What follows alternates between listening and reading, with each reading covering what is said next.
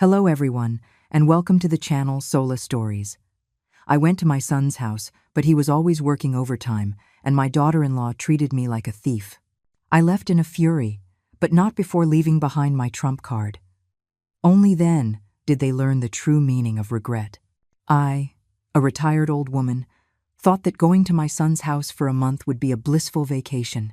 Who knew that my son would practically live at his office, burning the midnight oil, while my daughter-in-law would deadbolt the door the moment she got home, guarding against me as if I were a burglar.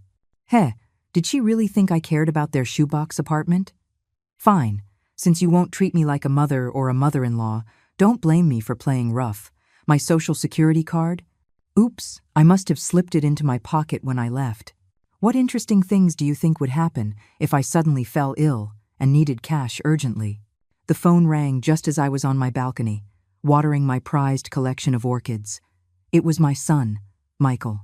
His voice, even through the receiver, sounded utterly exhausted, like a sponge that had been completely wrung out. "Mom, there's a huge project at work right now. We're in the final stretch, and Jessica and I are going crazy," he said, pausing as if trying to find the right words. "The house is a mess, we have no time to cook, and we've been eating takeout every day. My stomach is a wreck." I put down the watering can, a knot forming in my stomach. "What? You're not feeling well? Did you see a doctor?" "I did. It's just an irregular diet." "Mom," he finally got to the point. "Could you come stay for a month? Help us manage the housework. Maybe do some cooking?" I was hesitant. What business did an old woman like me have getting involved in their life as a young couple? Young people have their own ways of doing things, and they might not be used to my old-fashioned habits. Besides, I was used to my peaceful, quiet life. Why would I suddenly run off to be a free maid? "Michael, honey, Mom's getting old. My hands and feet aren't what they used to be. I'd probably just be a burden," I said, trying to decline politely. "A burden? How could you be a burden?" Michael's voice grew urgent. "Jessica's on board with it too. She's been wanting you to come for a while, always saying how delicious your cooking is. She was just worried about tiring you out, so she was too shy to ask. This time, I'm really at my wit's end. That's why I'm begging you." My daughter-in-law, Jessica, had agreed, and she'd wanted me to come for a while. That sounded nice. I remembered when Michael was a little boy how he'd wait for me by the door with big, hopeful eyes whenever I came back from a business trip. A mother's heart is always soft. "So, Jessica really doesn't mind?" I pressed, still not entirely convinced. "She really doesn't. She's thrilled. Mom, just come for a change of scenery, a little vacation, okay?" Well, when my son put it like that, how could I refuse? "All right then, I'll go pack my things," I relented. After hanging up, most of my hesitation had vanished. Going to see my son and getting a taste of city life didn't sound so bad after all. Before I left, my friends from the neighborhood found out and gathered around me, all talking at once. "Oh, Carol, you're so lucky. Your son and daughter-in-law are taking you to the city to enjoy life." "Exactly. Not like my son. I barely see him once a year." "Have a wonderful time. Make your daughter-in-law take you to all the big malls." I answered humbly, "What's there to enjoy? With these old bones, I'll probably just get in their way." But deep down, a little sweetness bloomed in my heart, like I had just taken a sip of honey. What mother doesn't want her children to be filial? I started packing my bags, a few changes of clothes, my daily medications, and I slipped my social security card into a hidden flap in my wallet. It's always good to have it with you when you're away from home, I thought. If I get a headache or a fever, it's just easier to use the card. After all, I'm not as young as I used to be. It's always better to be prepared. I also went out of my way to buy some local specialties from my hometown, thinking I could treat my son and daughter-in-law to some good food. Michael always loved my pot roast, and Jessica, I think she's from the West Coast, so she prefers lighter flavors. I'd have to prepare a variety of dishes. Young people are under a lot of stress at work. They need proper nutrition. As I sat on the long-distance bus, the scenery outside the window flew by. The journey was bumpy, but my heart felt like it had grown wings, soaring toward the city I was about to reach. A month. It should be a happy time, right? The bus pulled into the chaotic terminal, and the wave of heat and noise that hit me was a bit overwhelming. Michael didn't come to pick me up. He said he absolutely couldn't get away from the office, but sent me the detailed address and a screenshot from a ride-sharing app. Following his instructions, I called a car. The car weaved between skyscrapers, their glass walls reflecting the harsh sunlight. Everything seemed so new, so grand, but also so impersonal. This city was huge, but it felt cold. It wasn't like my small hometown, where you saw familiar faces everywhere you went. If someone needed help, you just had to call out, and neighbors would come running. Here, you probably didn't even know who lived across the hall. The car entered a fancy-looking residential complex. The landscaping was beautiful, and the buildings were spaced far apart, but it was unnervingly quiet.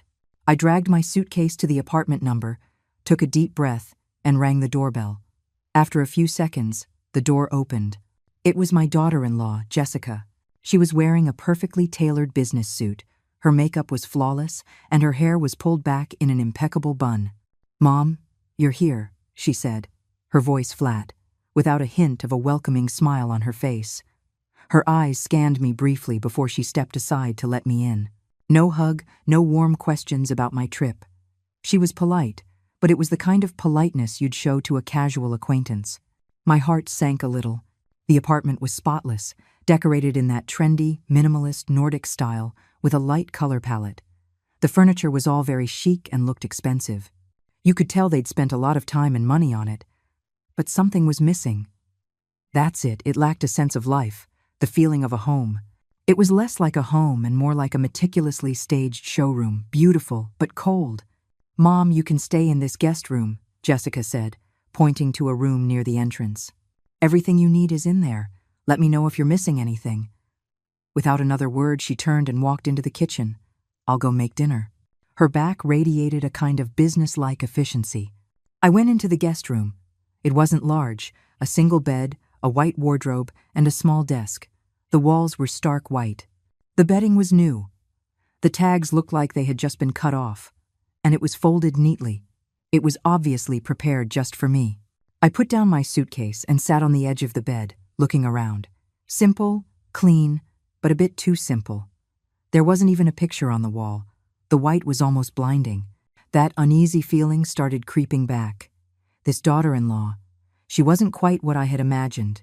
I couldn't say she was bad, but there was a barrier between us, a distance that made it hard to feel close. City folks, I thought, so different from us in the country. Warmth? Non-existent. Politeness? Just a surface-level formality. Dinner was ready quickly. 3 dishes and a soup. Scrambled eggs with tomatoes, stir-fried broccoli, some braised ribs, and an egg drop soup. A good mix of meat and vegetables, and it looked appealing. Jessica was a decent cook. The table was set with a clean tablecloth and nice dishes. It was just... The atmosphere during the meal was subtly awkward. Jessica sat across from me, eating quietly. Her movements were graceful, but she ate fast. She'd occasionally ask me a question. "Mom, is everything okay back home? How's Dad's health?" Her tone was polite, but it felt more like she was checking boxes, making obligatory small talk. I answered each question, trying to think of something else to talk about, but I couldn't find an opening. "What about Michael? Isn't he coming home for dinner tonight?" I finally asked. It was my first meal here, and my son wasn't even present. He's busy with the project at work. Working late tonight, he's not coming back," Jessica said flatly, as if it were the most normal thing in the world. My heart sank again. Working so late on my first day that he couldn't even come home for dinner? He was working himself to the bone. Does he do this often? "Yes, it's been like this for a while now," Jessica said, putting down her chopsticks and wiping her mouth. "That's how it is for programmers." Around 9 o'clock that evening, the ticking of the wall clock in the living room only amplified the silence in the apartment. Michael still hadn't come home. I was getting restless and couldn't help but ask Jessica again, "Maybe we should give him a call? Make sure he's not overworking himself." Jessica was sitting on the sofa with a face mask on. She waved her hand dismissively, her voice muffled by the mask. "Don't worry about him. This is what he's like when he's on a deadline. When he gets busy, he just sleeps at the office. Saves him the commute." "Sleeps at the office?" I was stunned. His home was right here, with a bed and blankets. Why would he sleep at work? It couldn't be as comfortable as home. Had they been fighting? Was Michael intentionally avoiding her? My mind started racing with suspicions. The more I thought, the more something felt wrong. Before going to bed, I was still worried, so I sent Michael a text message. "Son, are you still busy? Don't work too hard. Get some rest." It took a long time for him to reply. "Okay, Mom, I know. I'm busy. You should get some rest, too." Just a few words, filled with distance and exhaustion. I lay on the unfamiliar bed in the guest room, tossing and turning. The blankets were new, smelling of sunshine and laundry detergent, but I couldn't fall asleep. My heart was in turmoil. Something just wasn't right. My son's behavior, my daughter-in-law's attitude. This was a far cry from the blissful vacation I had imagined. Working overtime? Sleeping at the office? Hey, what kind of excuse was that? Did they think I was a 3-year-old? Young people, if there's a problem, why can't they just talk about it? The next morning, I woke up early. The living room was silent. Jessica had already left for work. She had left a note on the table. "There's breakfast in the microwave." It was 2 bagels and a glass of milk. The handwriting was neat, but it felt cold.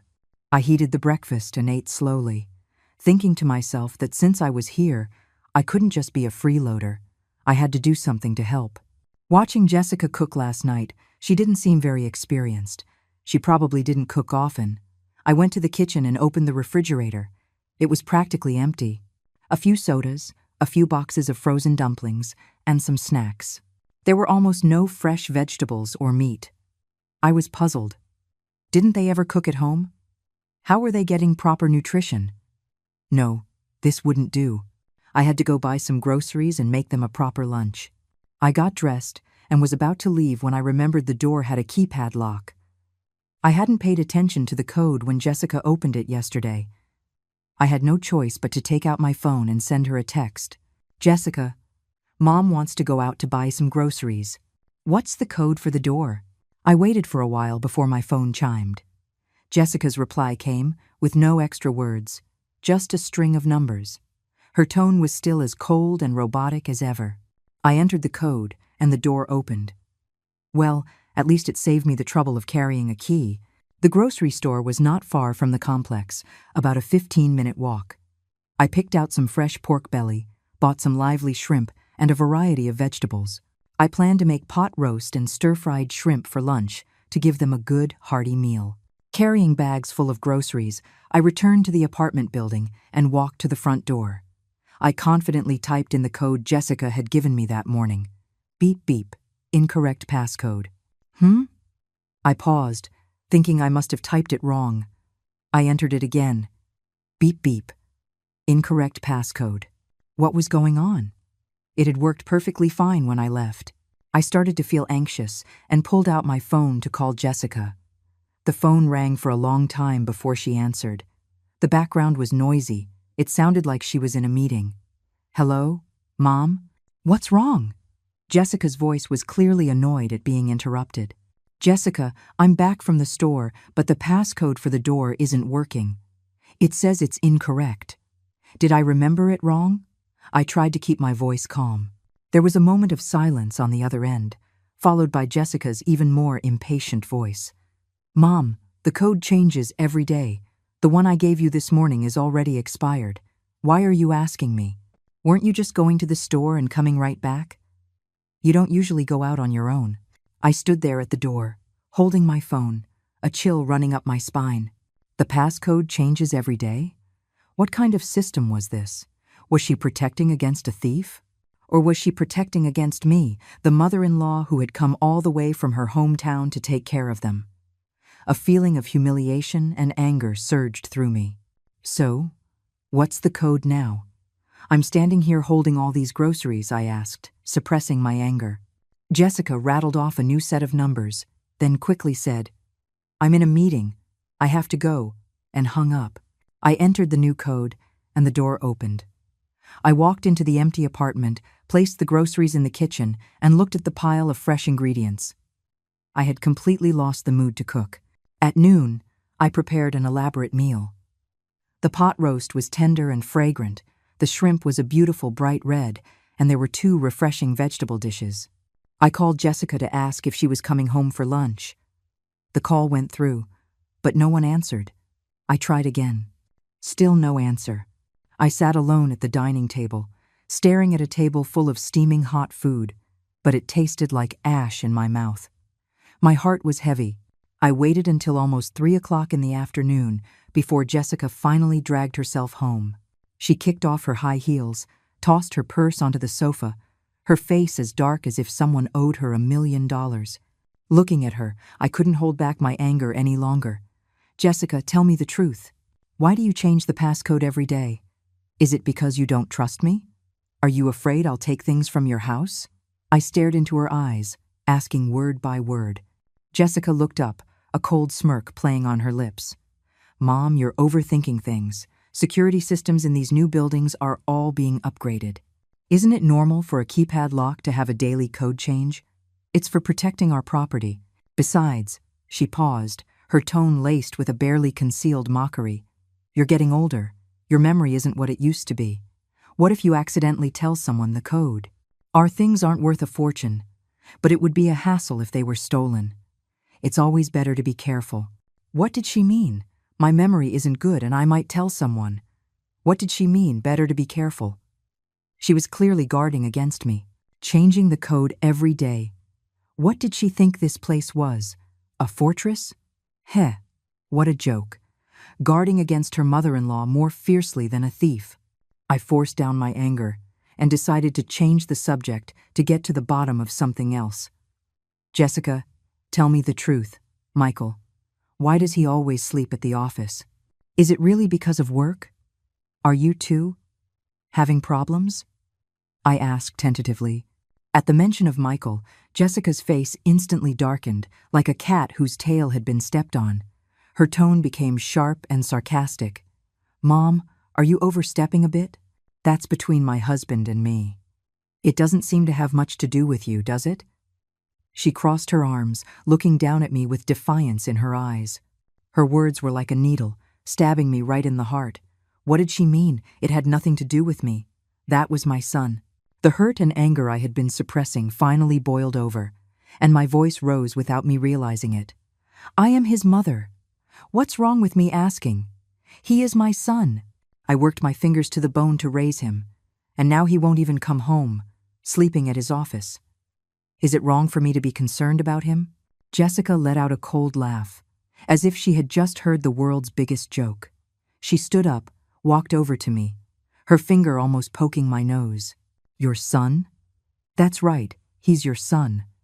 But now he is first and foremost my husband. His time, his energy, everything about him is my business. It has very little to do with you. You need to understand your place and stop trying to run our lives. Her voice was shrill, and every word was like a poisoned icicle, crashing down on my heart. I was furious, trembling with rage. I pointed at her, my voice shaking. Fine, fine. So this is how you city people treat your guests. This is how you treat your elders. I've really seen it all today. I must have been blind to come to this house. You think you came here to be pampered? Jessica shot back, not backing down, her hands on her hips, her voice even louder. Let me tell you, I couldn't stand you from the start. If Michael hadn't begged me, I would have never let you set foot in this house. The moment you arrived, you just created more problems. So that was it. She never wanted me here. Everything she said before was a lie. And I had actually believed she was a reasonable, kind daughter-in-law. I laughed, a bitter, angry laugh, and pointed to the door. Good. Since you don't want me here, I'll leave. I'm leaving right now. Whoever wants to stay in this godforsaken place can stay. Jessica crossed her arms and watched me with a mocking smile. Go ahead. If you have the guts to leave, don't ever come back. I'm going. Who's afraid of who? I furiously grabbed my purse, which I had casually tossed on the sofa that morning. Thankfully, my wallet and social security card were inside, and stormed towards the door without a second glance. I yanked the door open and slammed it shut behind me. Bang! The loud noise echoed in the hallway. Then, I clearly heard a click from behind me. The door had been locked from the inside. I stood by the elevator, feeling like a defeated rooster, utterly humiliated. The towering rage I felt during the argument had vanished like a popped balloon, leaving only an endless sense of grievance and confusion. It was mid-afternoon, and the sun was beating down mercilessly. I stood at the entrance of this luxurious but cold complex, clutching my small purse, feeling like an abandoned stray. Where was I supposed to go? I took out my phone. My first instinct was to call Michael and tell him about Jessica's horrible behavior, but my finger hovered over the call button, and I hesitated. What good would it do? Judging by his wishy-washy attitude on the phone earlier, he would definitely side with his wife. Then I, his mother, would be in an even more embarrassing position. I let out a long sigh, my heart turning to ice. Raising children to support you in old age? At this point, I'd be grateful if they didn't cause me more trouble. I dragged my heavy feet, walking aimlessly, and before I knew it, I had wandered into a nearby park. It was the middle of the afternoon, and the park was not crowded. Under the shade of the trees, a few old men were playing chess, some old women were chatting, and others were dozing off next to strollers. Seeing their leisurely, carefree expressions made me feel even worse. They were all enjoying their golden years. And me? At my age, I was being thrown out like trash by my daughter-in-law. I found a bench and sat down. I took out my phone and, out of boredom, opened up Facebook, wondering if anyone else had gone through something similar. As I scrolled aimlessly, I found that there were quite a few. How to deal with a daughter-in-law who treats her mother-in-law like a thief. My son is a mama's boy, and my daughter-in-law is too controlling. What should a mother-in-law do? I was kicked out by my daughter-in-law. What now? The number of posts about dysfunctional in-law relationships was dizzying, and I couldn't help but shake my head and sigh. It seemed that mothers-in-law all over the world had their own crosses to bear. Reading through them, that feeling of being abandoned and lonely seemed to lessen a bit. At least I wasn't fighting this battle alone. Hey, Facebook really had everything. I just never thought I'd run into the queen of all crazy daughters-in-law. I sat on the park bench for nearly an hour. The blistering sun gradually began to set, and the heat subsided. My mood also started to calm down. Being angry and hurt wasn't going to solve anything. I had to figure out a solution. Was I really going to just buy a bus ticket and go back home in defeat? No, absolutely not. Why should I? I came here with good intentions to help them, and this is how I was treated. I couldn't just swallow this insult. I was the mother-in-law, the elder. I couldn't let a younger person bully me like this and just take it. And Michael's attitude was so strange. Sleeping at the office? He had never done that before. Was he really completely unaware of how his wife was blatantly pushing me away? Or did he know and simply not care? Or perhaps this was a show they were putting on together, just to make sure I didn't stay here long. The more I thought, the more suspicious it all seemed. No, I had to call Michael and get a clear answer. This time, I couldn't be soft. I couldn't let him fool me with a few nice words. I needed to hear what he had to say. If he kept making excuses for Jessica, then I, his mother, needed to start thinking about my own future. I took a deep breath, found Michael's number, and dialed. The phone rang for a long, long time. Just as I was about to give up, he answered. Hello? Mom? What is it? Michael's voice was still tired with a hint of annoyance. Michael, I want to ask you, did you know all along that Jessica didn't want me here? I got straight to the point, trying to keep my voice calm, but I couldn't help the accusatory tone. Mom, what are you talking about? Why wouldn't Jessica want you here? He said, still trying to play dumb. I cut him off. Don't play dumb with me. Just a little while ago, she told me herself that if you hadn't begged her, she never would have let me come. She kicked me out, and now the door is dead-bolted. In one breath, I told him everything that had just happened, Jessica's cold attitude, the daily changing of the passcode, and the final, explosive argument. I wanted to see how he could possibly defend his wife after hearing all this. Patience is a virtue, they say. Take a step back, and the world opens up. With my temper, I couldn't be patient. It was time to let this young couple know that the older you get, the wiser you become. On the other end of the line, Michael fell into a long silence, so long I could almost hear his heavy breathing. After a while, he finally spoke, his voice low and full of apology. "Mom, I'm sorry. Did Jessica make you angry again? I apologize on her behalf." Apologizing again, and on her behalf. Hearing this, my heart sank completely. Sure enough, in his mind, his wife was always right, and I, his mother, just had to endure the mistreatment. Is an apology going to fix this? My anger flared up again, my voice rising. She threw me out of the house. It's scorching hot outside, and I'm an old woman with just my purse, and you're telling me you're sorry? Mom, please don't be angry. Calm down. His voice sounded even more tired and helpless. Where are you? I'll come get you right now. Jessica. She's been under a lot of pressure at work lately. There was a problem with a project, and she's not in a good mood. Maybe she spoke harshly. Please try to be patient with her. Under pressure at work again? I let out a cold laugh, my voice dripping with sarcasm. Under pressure at work? So because she's stressed at work, she can yell at her elders? She can kick her mother-in-law out of the house? Michael, I'm asking you to look me in the eye and tell me, do you have any respect for me as your mother at all? Mom, of course I respect you. You're my mom.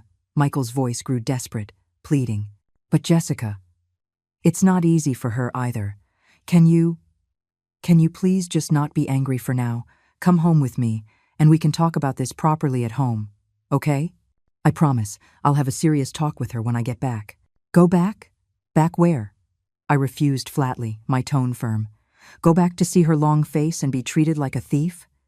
Michael, let me tell you, this isn't over. Unless. I paused, then said word by word, unless she, personally, apologizes to me. A sincere, heartfelt apology. I will never set foot in that house again. Mom, please don't be like this. Michael's voice was begging. That's all. I cut him off, feeling exhausted. I'm tired. I don't want to talk anymore. I'm hanging up. And with that, I hung up before he could respond. Listening to the dial tone, my heart felt like it had been plunged into an ice cave. It was freezing. I couldn't count on my son. My daughter-in-law was an ungrateful snake. I must have been out of my mind to come here. Counting on my son? I'd have better luck counting on pigs to fly. It looked like I had to handle this myself. After hanging up, I sat on the park bench, my mind racing. Since playing nice didn't work, they left me no choice but to play rough. If I couldn't be tough, I'd have to be smart. I suddenly remembered the Social Security card in my wallet. Yes, the Social Security card. An idea instantly sparked in my mind. Since you two treat me like an outsider, then this outsider is going to cause you a little trouble, give you a taste of what it feels like to be anxious, worried, and completely helpless. I opened the map on my phone and searched for nearby hospitals. Not far from the park, there was a major medical center. Perfect, that's where I'd go. I stood up, brushed the wrinkles from my clothes, picked up my small purse, and started walking towards the hospital. At the hospital, the emergency room was bustling with people, the smell of disinfectant filling the air. I registered for an appointment with a cardiology specialist. When it was my turn, I walked into the exam room, sat across from the doctor, and began my performance. Doctor, I don't know what's wrong with me lately, I just feel off, I said, pressing my temples and frowning, feigning discomfort. How do you feel off? The doctor was a kind-looking, middle-aged woman. She pushed up her glasses and asked gently, I've been dizzy, my vision is blurry, I'm seeing double, and I have no energy at all. Sometimes my chest feels tight, I explained, clutching my chest and coughing lightly for effect. The doctor asked a few more questions and then took my blood pressure. Your blood pressure is a bit high, 160/100, she said, looking at the monitor. High blood pressure is common at your age, but we can't be careless. Have you not been resting well lately? Or have you been under a lot of emotional stress? I was secretly thrilled. The doctor was playing right into my hands. I quickly followed her lead. Yes, there's been a lot going on at home. I haven't been sleeping well, and my mood has been terrible, I said with a sigh, trying to look miserable. Doctor, Is my condition serious? The doctor thought for a moment. Just to be safe, why don't you stay in the hospital for a couple of days? We'll run a full checkup, keep you under observation, and see if it's just high blood pressure or if there's something else going on. That was exactly what I wanted. I nodded eagerly. Okay, whatever you say. But doctor, my children work out of state and can't get back here right away. I don't have anyone to take care of me. Could you possibly arrange a private room for me? It would be more convenient. The doctor looked at me and nodded. Yes, we have private rooms available, but the cost is higher. That's fine. Money is not an issue. My health is what's important, I said quickly. The doctor wrote out an admission form. I took it to the admissions office, paid the deposit, got my hospital gown, and was soon settled into a private room. The room was small but clean and had its own bathroom. I changed into the gown, lay on the bed, and stared at the white ceiling, plotting my next move. I took out my phone, composed a text message, and sent it to my son, Michael. Son, Mom is suddenly feeling very unwell, extremely dizzy. The doctor is admitting me for observation. I'm at the City Medical Center. Room number. Please come quickly. After sending the text, I took a deep breath and decisively turned off my phone. All right, the bait had been cast. Now, I just had to wait for the fish to bite. You want to play games with me? Heh, you're still amateurs. When I was your age, I'd seen it all. Just you wait. The real show is about to begin. As expected, not long after I turned off my phone, the door to my hospital room was thrown open. My son, Michael, rushed in, panting, his hair a mess, and beads of sweat on his forehead. He had clearly run all the way here.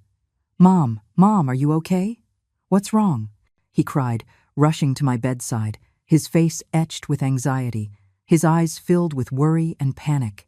I slowly opened my eyes, putting on my best frail and weak expression. My lips trembled, and my voice was barely a whisper. Michael, you're here. I tried to lift my hand to reach for him, but let it fall back limply. I don't know what happened. I suddenly felt the whole world spinning, and I have no strength at all, the doctor said. I said I need to be kept for observation. Michael looked at my pale face. Part of it was an act. Part of it was genuine from all the stress, and his eyes instantly reddened, his voice choked with emotion. Mom, I'm so sorry. It's all my fault. I didn't take good care of you. I let you down. He took my hand. His was cold. I sneered inwardly. So now you feel guilty? Now you're sorry? Where were you before? When you kicked me out, I didn't see you this worried. But out loud, I said weakly, Silly boy, what are you talking about? It's not your fault. It's just me. I'm getting old. My body is failing me. Just as I finished speaking, another figure appeared in the doorway. It was Jessica. She had come too, a look of surprise and concern on her face as she hurried to the bedside. Mom, what happened? Why are you suddenly in the hospital? Her tone was cautious, not as aggressive as before, but her eyes still held a hint of suspicion. I didn't even bother to look at her, just glanced in her direction before turning my head away. In a barely audible voice, I said, What could be wrong with me? I'm not dying, just a short hospital stay. With that, Michael and Jessica stood by the bed, looking at each other, unsure of what to say. The atmosphere in the room instantly became awkward and tense. I lay in bed, my eyes closed, pretending to be too unwell to speak, but secretly I was gloating. Ha! Panicked now, aren't you? Scared, aren't you? I let out a few deliberate coughs, my voice hoarse, as if it took all my strength to ask. By the way, for the hospital stay, I need my Social Security card. Where is it? Did either of you bring it? As soon as I said this, Michael and Jessica both froze, exchanging a bewildered look. I saw their reaction and felt even more triumphant. It seemed they really thought my Social Security card was still locked away in their little fortress. Acting? Who can't act? When I was young, I was the star of our village's drama club. Just you wait. I'll show you what a seasoned actress can do. The room was terrifyingly quiet, the only sounds being my feigned, shallow breathing and the ticking of the second hand on the wall clock. Michael and Jessica just stared at each other, speechless. I waited a moment, and seeing no response, I struggled to speak again, my voice even weaker. "Where is my social security card?" "The nurse. She'll be coming to register me soon. It will be a big problem without the card." Michael finally snapped out of it, stammering in a panic. "Mom, your card. Isn't it? Isn't it in the drawer in the guest room at home?" As he spoke, he subconsciously glanced at Jessica. I slowly shook my head, my breath shallow. "No, I remember, when I left. I'm sure I put it in my purse." As I spoke, I motioned for Michael to hand me the small purse on the nightstand. I took the purse and pretended to search through it. The wallet flap was empty. The small pocket inside was empty. I emptied the contents of the purse onto the hospital bed, checking each item one by one. Finally, I spread my hands in defeat, my brow furrowed. That's strange. Why? Is it gone? Jessica's face instantly turned ugly. She stepped forward, her voice edged with urgency and suspicion. "Mom, are you sure you brought it? Could you be mistaken? Think carefully. Did you maybe leave it back home?" I shot my head up. Though my eyes were unfocused from my feigned weakness, the sharpness in them was a direct hit. Of course, I'm sure. I checked specifically before I left. It was in my wallet, right next to my ID card. "What? Are you implying this old lady's memory is failing?" No, Mom, that's not what I meant." Jessica quickly waved her hands, forcing a smile, but her eyes darted around nervously. "I just thought, as you get older, it's normal for your memory to slip sometimes." "How dare you?" I suddenly let out a sharp cough, not loud, but enough to startle both Michael and Jessica. I glared at Jessica. Though I was weak, my presence was formidable. "What are you trying to say? That I'm senile? Let me tell you, my memory is perfectly fine. The social security card is missing. It's not in my purse, and it's definitely not back in my hometown." Mom, please don't get upset. Don't get worked up. Your health is the most important thing." Michael rushed to my side, gently patting my back to soothe me. "Jessica didn't mean it like that. Please don't misunderstand. We'll go back home and look for it right now. It must have just fallen into a corner somewhere. We'll find it." I snorted, pushing Michael's hand away and turning my head to the side, my voice filled with tears and grievance. "Look for it? And what if you find it? I've already paid the hospital deposit with my own money, but there are still a ton of tests and treatments to come, and I need the card for all of them. If we can't find it now, how am I supposed to get treatment for my illness?" The more I spoke, the more agitated I became, finally covering my face and pretending to sob, my shoulders shaking. My acting skills have been honed over decades. You young whippersnappers think you can outsmart me? Just you wait. I'll show you what a master can do.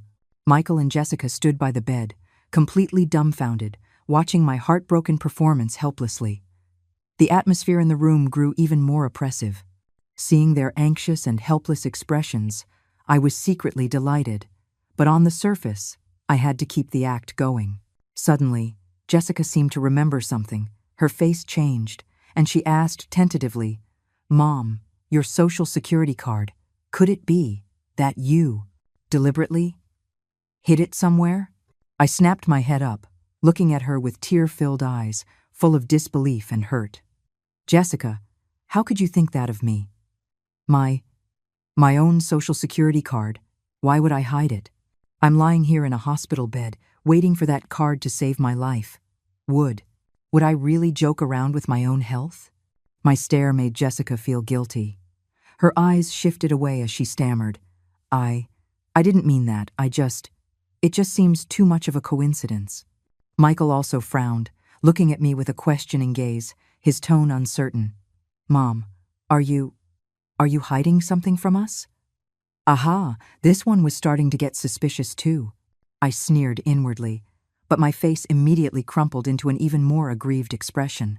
I let out a long sigh, my voice choked with emotion, as if I had been terribly wronged. What could I possibly be hiding from you? I'm just an old woman who came all this way to be with you, just to see you, to be closer to you, and maybe enjoy a little comfort in my old age." As I spoke, I wiped my tears with the back of my hand, my voice growing lower, filled with sorrow. Who knew? Who knew it would turn out like this? My life is so bitter. I worked so hard to raise my children, and now that I'm old, I thought I could rely on them, but instead, I have to suffer like this. Boo-hoo. I just let go and started crying loudly, a performance so genuine and heart-wrenching it could win an award. Tears, at critical moments, are still very useful, especially against heartless children. The effect is simply phenomenal. Sure enough, seeing me cry so sorrowfully, Michael and Jessica both panicked. Michael, in particular, could never stand to see me cry. He rushed forward, clumsily trying to wipe my tears, his voice full of guilt and heartache. Mom, please don't cry, please stop crying. It's all our fault, we were wrong. Don't worry, we will find the Social Security card, we definitely will. Jessica also stood to the side, her head down, wringing her hands, looking completely helpless. Seeing that the time was right, I gradually stopped crying, just letting out an occasional sob to appear even more pitiable. Jessica hesitated for a moment, then finally gathered the courage to speak, her voice low and filled with a clear apology. Mom, are you still angry with me because we fought and I made you leave? I looked at her with my teary eyes, didn't say a word, just gave a soft as a silent confirmation. Jessica let out a long breath, as if she had made some great resolution, and said sincerely, Mom, I'm sorry. What happened last time was my fault. I shouldn't have talked back to you, and I definitely shouldn't have. Shouldn't have said those horrible things and made you leave. I know I was wrong. I sincerely apologize. You have a big heart.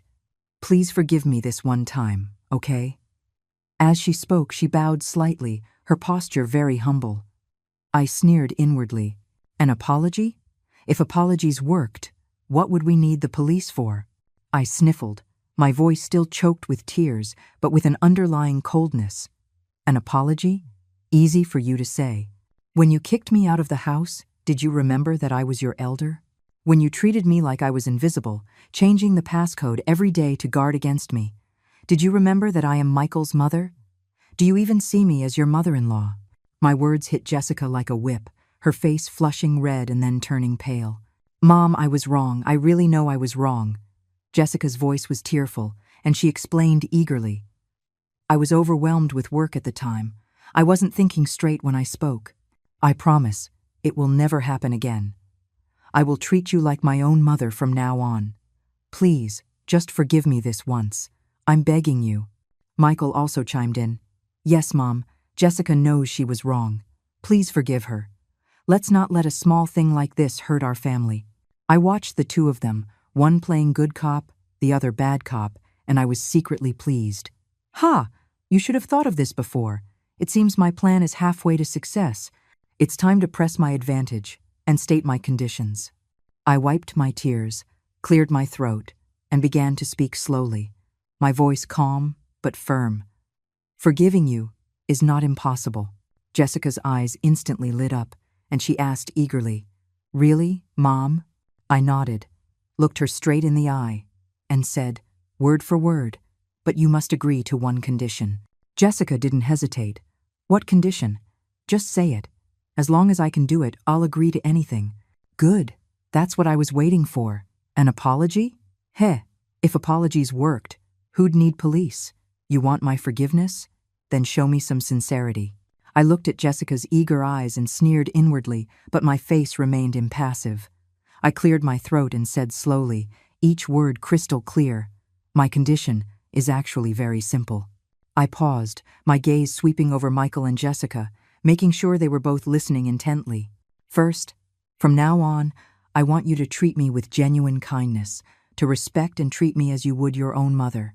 No more cold words, no more sarcasm, and certainly no more guarding against me like a thief, that stupid passcode. You are never to change it again. Can you do that? Jessica nodded without a moment's hesitation, as if afraid I would change my mind, and quickly promised, Yes, Mom, I can do that. I swear, I will be good to you from now on. I'll treat you like my own mother, and I'll never change the passcode again. You can come and go as you please. Stay as long as you like. Easy to say. Who knows what you're really thinking? But at least the attitude is there for now. I nodded, seemingly satisfied with her promise, and then I dropped my second, and most important, condition. As for the second thing, I deliberately drew out my words, watching Jessica's face instantly tense up before I slowly continued, I want you to hand over the family's finances to me. What? Jessica cried out, all the color draining from her face, her eyes wide with disbelief. Michael was also stunned, looking at me in shock. Mom, that's not a good idea. The money. Jessica has always managed it, and she's done a great job. You're getting older, managing all that would be so tiring for you. My sharp gaze immediately shot to Michael, my tone laced with displeasure.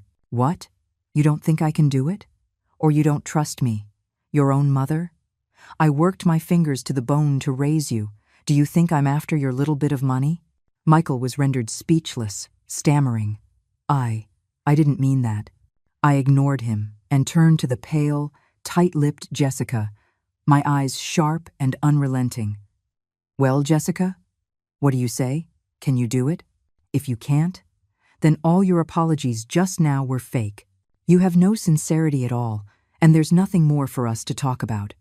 I laid it all out, crossed my arms, and watched her, waiting for her answer. I knew this was her weak spot. Modern women, especially those working in corporate America, value their financial independence and status in the family. Asking her to hand over the finances was like asking for a pound of flesh. But I had to push her. The room was deathly quiet. The air felt thick enough to cut with a knife. Jessica's chest heaved, her mind clearly in turmoil. She bit her lower lip, her nails digging into her palms. Michael stood by, wanting to intervene but not daring to, his forehead beaded with sweat.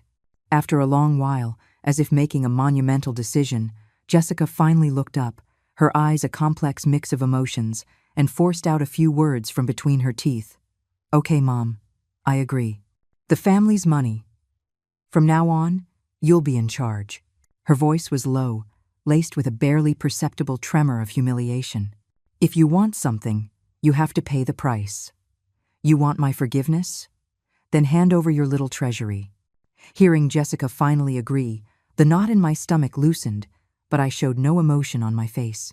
I put on a show of reluctance, as if I had just made a difficult decision after deep thought, and nodded lightly with a sigh. All right. Seeing how sincere you are, I'll forgive you this time. I looked at Jessica, my tone serious. But, Jessica, you must remember what you said today, the conditions you agreed to. You have to follow through, especially. You have to be good to me, genuinely good to me. Mom, don't worry, I remember. I will be good to you from now on, better than to my own mother, Jessica promised, bowing her head, a smile on her face that was uglier than tears. Michael also let out a sigh of relief and quickly added, Mom, you can rest assured. We will definitely be good to you from now on. I waved my hand, reverting to my weak and feeble persona, leaning back on the pillows. Oh, I'm really getting old. I'm no use anymore. This illness has really taken a toll on my body. From now on, I'm afraid I'll have to rely on you two to take care of me. Mom, what are you saying? Taking care of you is what we should do, Michael quickly affirmed. Jessica immediately chimed in. Yes, Mom, you just focus on resting and getting better. That's the most important thing. We'll go home now to find the Social Security card. We'll bring it to you as soon as we find it. I nodded, closed my eyes, and said weakly, All right, you two go. And remember, you must find the card as soon as possible. Otherwise, my treatment, it will be delayed. Michael and Jessica agreed, then tiptoed out of the room, gently closing the door behind them. Finally, I was alone. I slowly opened my eyes, all traces of weakness and sorrow gone. I leaned back against the headboard, a triumphant and cunning smile spreading across my face. You want to mess with me? You're still too green. Financial control in my hands?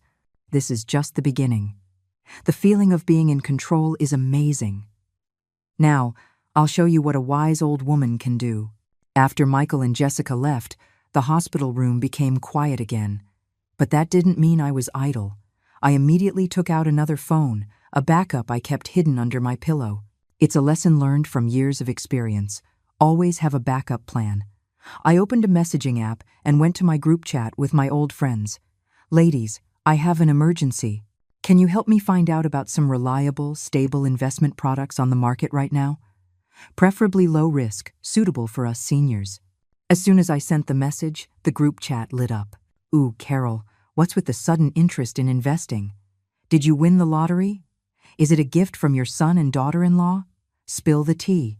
I replied smugly, hee, that's a secret. Let's just say I have some extra cash now, and I can't let it just sit in the bank and lose value. An old lady has to keep up with the times, learn how to make money work for her. Since that sharp, capable daughter-in-law of mine had willingly handed over the financial reins, I had to make good use of them. I wasn't the type to hide cash under the mattress or only buy treasury bonds. I was going to make this money work for me, to enhance my golden years. Soon, a few of my friends who were into investing sent me private messages recommending a few structured deposits from banks and some low-risk mutual funds. I carefully studied the product descriptions and risk assessments they sent, comparing the returns and past performance. In the end, I settled on a principal-protected investment product issued by a major bank. It had a 1-year term, and the expected annualized return was much higher than a regular savings account, with a very low risk level. Yep, this was the one. As soon as I got the bank card tomorrow, I'd transfer the money immediately. Just as I was making my plans, the door to the room opened quietly. Michael and Jessica were back.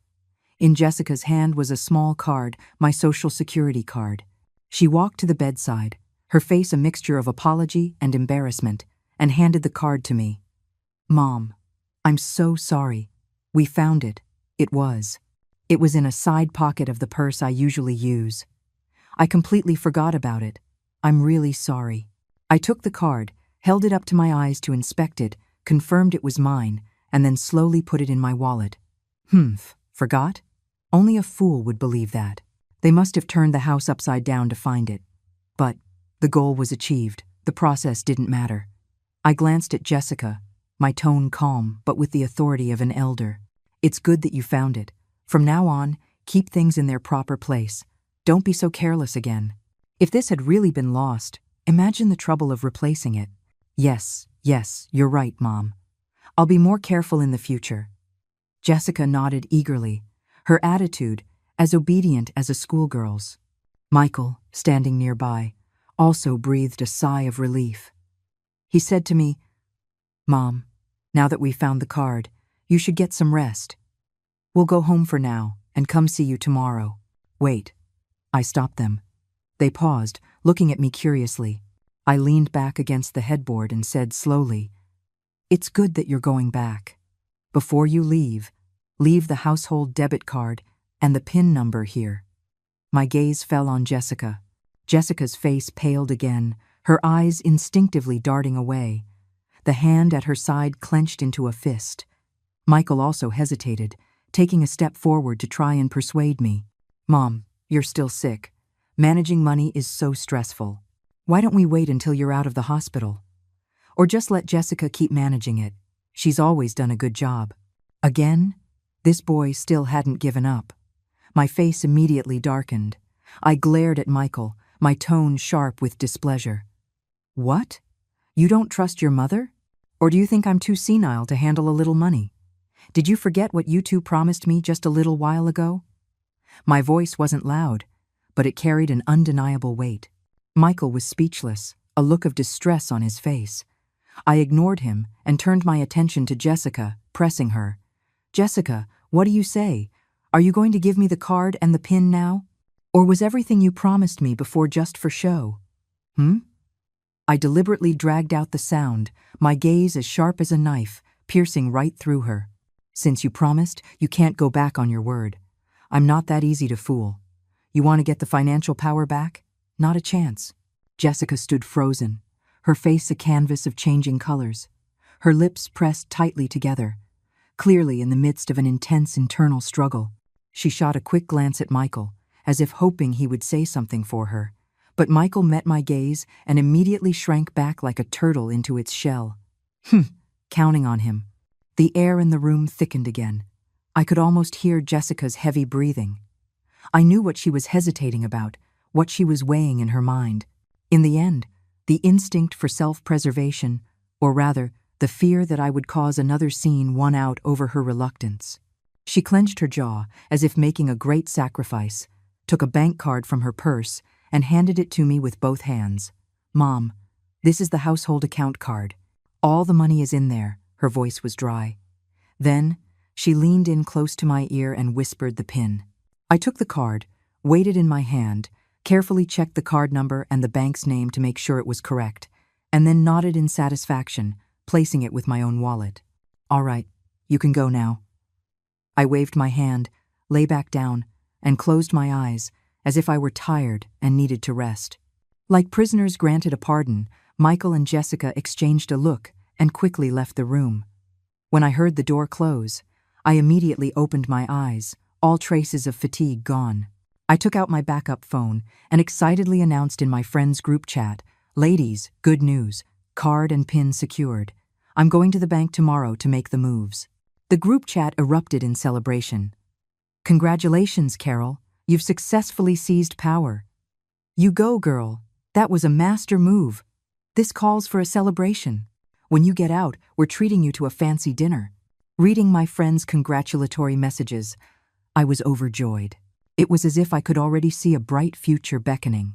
With control of the finances, I controlled everything. Now, I'll show them who the real head of this household is. I lay in bed, my eyes closed, blissfully imagining what I would do with the first returns from my investment. Should I enroll in a class at the local college, or go on a trip with my friends? Just then, the phone by my pillow, the one I had turned off, started ringing. I picked it up and saw the name flashing on the screen. Michael. My heart skipped a beat, a sense of foreboding washing over me. Why was he calling so late? Could it be?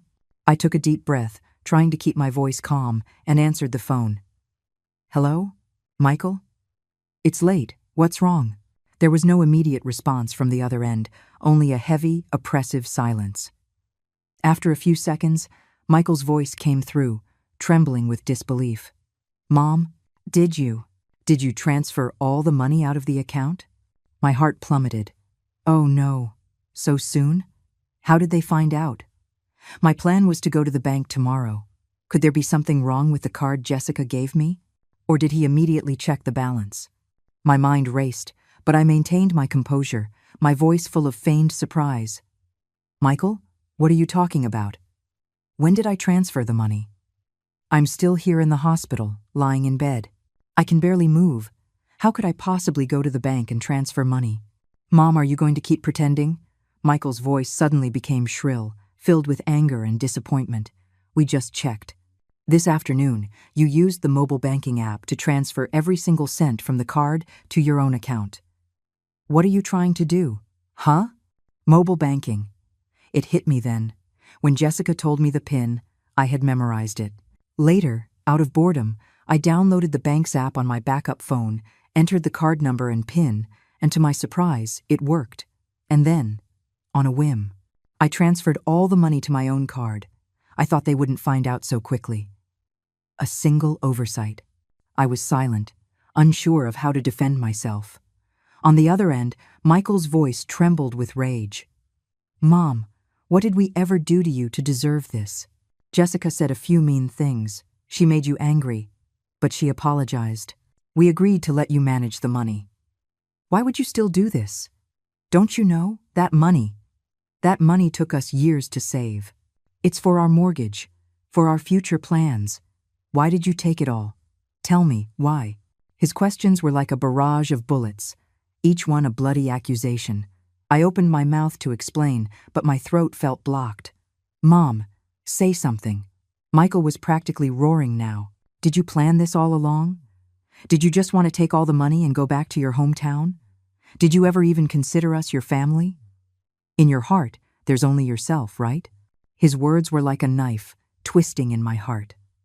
Although my initial intention was for revenge and self-preservation, being accused like this by my own son was still agonizingly painful. Ripping off the Band-Aid was better than continuing the charade. Since I was caught, I might as well come clean. I took a deep breath. suppressing the pain and panic in my heart, and said in a calm, almost detached voice, full of exhaustion and finality, "Yes, Michael. I admit it. I transferred the money." I heard a choked gasp on the other end, as if he couldn't believe I had admitted it so easily.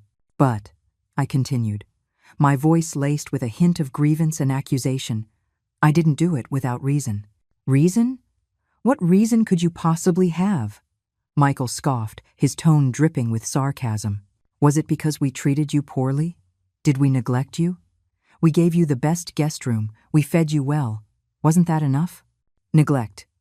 I shook my head, my voice full of bitterness. "Michael, those material things, they're not what I wanted. I know you're busy with work, under a lot of pressure, but I always felt like you never truly treated me as part of the family." The other end fell silent. Only Michael's heavy breathing could be heard. I paused, the grievances that had been building up for days bursting forth like a flood. From the moment I arrived in this house, I felt like an outsider, an extra. You were out early and back late, sometimes even sleeping at the office. We never had time to have a real conversation. And Jessica? She was polite, yes, but it was a politeness full of distance and suspicion, changing the passcode every day, looking at me like I was a thief. This home to me was like a beautifully decorated cold cage. I didn't feel a single ounce of warmth or respect. As I spoke, tears started to fall again, my voice choking up. "I know, I'm old, I'm useless, I'm just a burden to you. You secretly wished I would leave sooner, didn't you?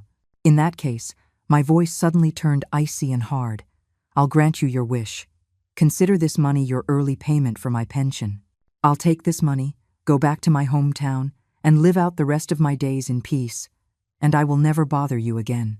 Mom, on the other end, Michael's voice trembled with helplessness. "You, how could you think that?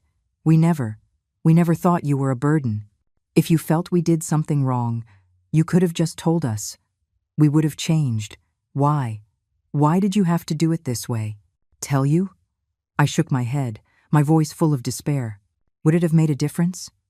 You young people have your own lives. You would never understand how an old woman feels.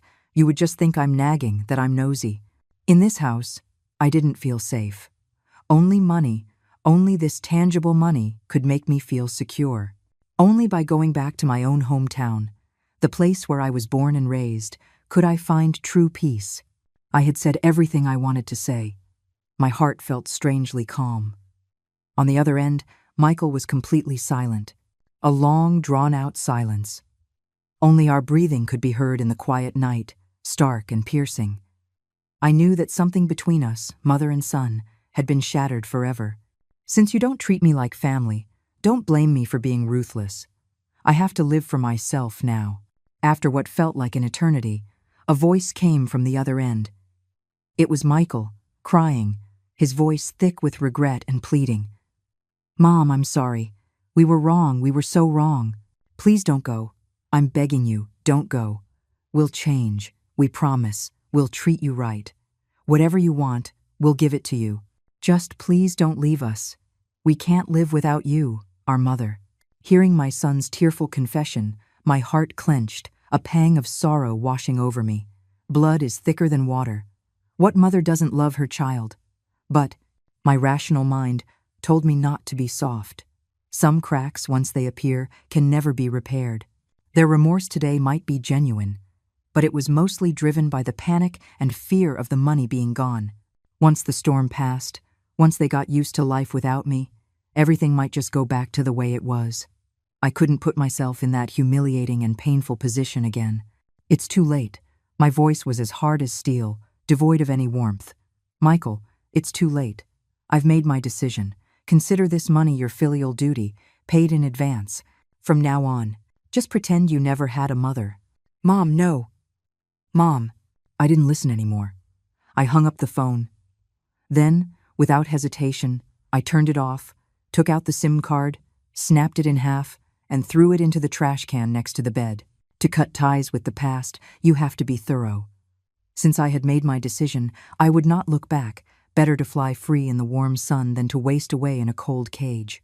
The next morning, I felt exceptionally well. Even my high blood pressure symptoms had vanished. I went to the doctor's office, told them I felt much better, and requested to be discharged. The doctor took my blood pressure again and found it was back to normal. Though surprised, she approved my request. I quickly completed the discharge paperwork. With my bank card now loaded with Michael and Jessica's life savings, I didn't buy a ticket back to my hometown. I called a cab and went directly to a place I had already researched through my friends, the most high-end retirement community in the city. The environment was indeed beautiful, like a garden, with individual cottages, lush trees, and the sweet scent of flowers. The facilities were top-notch: a gym, a library, a game room, an art studio, you name it. I used the money on the card to book a sunny, private room for myself, paying for a full year in advance. With the remaining money, I invested most of it in that stable financial product I had picked out, keeping a portion for daily expenses. When I was finally settled in, sitting in my own sun-drenched little room, looking out at the lush greenery, listening to the distant laughter of other residents, I let out a long, deep breath. An unprecedented sense of ease and liberation washed over me. For the first half of my life, I had been a spinning top, constantly revolving around my husband, my son, my family. I had given my youth, my energy, my everything. Now, I could finally stop and live for myself, just once. I would start my new life here, enjoying the sun, the peace, and the freedom. I sent my decision and photos of my new life to my friends' group chat. They all gave me thumbs-ups and cheers. "Carol, you've really figured it out. So happy for you. That's the choice of a smart woman. We have to be good to ourselves. So cool. Once you're settled, we'll come visit you as a group." Reading their encouragement and well wishes, my heart felt warm, full of hope and strength for the future. I am going to live for myself, live a wonderful life, and let those who once looked down on me and hurt me regret it. This feeling is amazing. A few days of peaceful, happy life were soon interrupted. That afternoon, I was in the community garden, learning Tai Chi with some new friends, when a staff member came to find me, saying I had visitors. My heart sank. I had a bad feeling. Sure enough, when I reached the reception area, I saw two familiar and loathsome figures, Michael and Jessica. They had both lost weight. Their eyes were sunken, their faces gaunt. They did not look like they were doing well. The moment he saw me, Michael's eyes welled up, and he rushed forward. "Mom, what are you doing here? We've been looking everywhere for you." Jessica followed, a sycophantic smile on her face, and said cautiously, "Yes, Mom, please come home with us. The house isn't a home without you." I looked at them, my heart a frozen lake, feeling nothing but cold disgust. I took a step back, keeping my distance, my voice detached. "Home? I don't have a home anymore. This is my home." "Mom," Michael's voice was choked with tears. "Please don't say that. I know we were wrong. We both know we were wrong. Please just forgive us this one time and come back with us. We promise we will be good to you from now on. Whatever you say goes. We'll listen to you." Jessica then dropped to her knees with a thud, grabbing my leg, crying and sniffling. "Mom, I'm begging you, please forgive us. I really know I was wrong. I shouldn't have argued with you. I shouldn't have kicked you out. And I definitely shouldn't have. Shouldn't have been so suspicious of you. I'll treat you like my own grandmother from now on. Please, come back with us. The family needs you. Michael." Michael can't live without his mom. Her acting was even better than at the hospital, but unfortunately for her, I was no longer the same soft-hearted old woman. This kind of fake, insincere performance only made me sick. I jerked my leg, trying to break free from her grip, and snapped, "Get off me! Don't touch me! And save your crocodile tears. I don't want your apologies, and I don't accept them." Jessica stumbled back from my shove, collapsing onto the floor, staring at me in a daze. Seeing this, Michael also fell to his knees, grabbing my hand and pleading with tears streaming down his face. "Mom, I'm begging you, just give us one chance. Just one. We really know we were wrong. Please, just take pity on me. Don't disown me as your son. Please, Mom." I looked at my son, kneeling before me, crying like a child, and felt nothing. I pitied his misfortune, but was angry at his weakness. Where was this passion before? If he had shown even a little bit of backbone back then, we would have never reached this point. Now he's crying? Too late. I yanked my hand away and looked at them, my eyes cold, my voice resolute, saying each word clearly. Both of you, listen up. The moment I walked out of your house, the bond between us as mother and son, as mother-in-law and daughter-in-law, was severed. Leave, and don't ever come looking for me again. I don't want to see you. Your presence only reminds me of that unbearable past. It only disgusts me. This insincere performance is disgusting. You want my forgiveness? Maybe in the next life. I have completely broken ties with you and want nothing more to do with you. Michael and Jessica were stunned by my resolute attitude and cold words. They knelt on the floor, looking up at me in disbelief, as if they didn't recognize this cold, heartless old woman before them. Perhaps in their minds, I would always be the weak mother and mother-in-law they could easily manipulate, someone they could summon and dismiss at will, someone who wouldn't fight back. But they were wrong. Even a cornered rabbit will bite, let alone a heartbroken old woman. Seeing my unwavering determination, they knew there was no point in continuing. Finally, they helped each other up and left the retirement community, dejected and lost, looking back every few steps. Watching their pathetic retreat, I felt no joy, no regret, only a sense of calm after the storm had passed. Selfish, insincere people like them were not worth another ounce of my emotion or energy. From now on, my world would consist only of myself and the people who truly cared for me and treated me well. After that, Michael and Jessica never appeared again. Perhaps they finally understood that I was determined to cut ties with them. Good. I could finally have some peace and quiet. My life at the retirement community was calm and fulfilling. Every morning I practiced Tai Chi with my new friends or took a walk in the garden, breathing in the fresh air. During the day, I would go to the library to read the newspaper or join others in the activity room for singing and chess. I also signed up for a calligraphy class and a smartphone workshop at the Senior Learning Center. Now, I can not only use my phone to shop online, make payments, and video chat with my friends, but I've also learned how to use social media. I created an account and started sharing my life at the retirement community, documenting my thoughts, and occasionally answering questions about in-law relationships and life in one's later years. To my surprise, I gained quite a few followers and likes. Netizens all praised my positive attitude and clear-headed approach to life. I would read their comments with a smile. In the evenings, after dinner, my favorite activity was to go to the community's small plaza and do line dancing with a group of my friends. Moving to the upbeat music, stretching my body, and working up a sweat made me feel completely relaxed. I made so many new friends, all from different backgrounds and with different life experiences, but all equally passionate about life. We organized short trips together to visit nearby attractions, had potlucks to taste different cuisines, went to see new movies, and discussed the plots. Life was full of flavor and color. I felt like I was 10 years younger, having rediscovered the joy and meaning of life. The sunlight streams through the window onto my desk, warm and inviting. I make a cup of tea, open my blog, and prepare to write today's entry. Looking up, I see the blue sky and fluffy white clouds outside my window. I take a deep breath, savoring the free and peaceful air. Yes, I have finally found my own happiness, the life I truly wanted to live. Freed from the shackles of family, I can finally live for myself. I am going to live a brilliant life, be my true self, and let those who once looked down on me and hurt me wallow in their regret. This feeling is truly wonderful. Thank you for watching. I hope today's story has resonated with you. For those who have not yet subscribed, don't forget to click subscribe so we can accompany you every day. Let's grow together. We'll see you in the next one.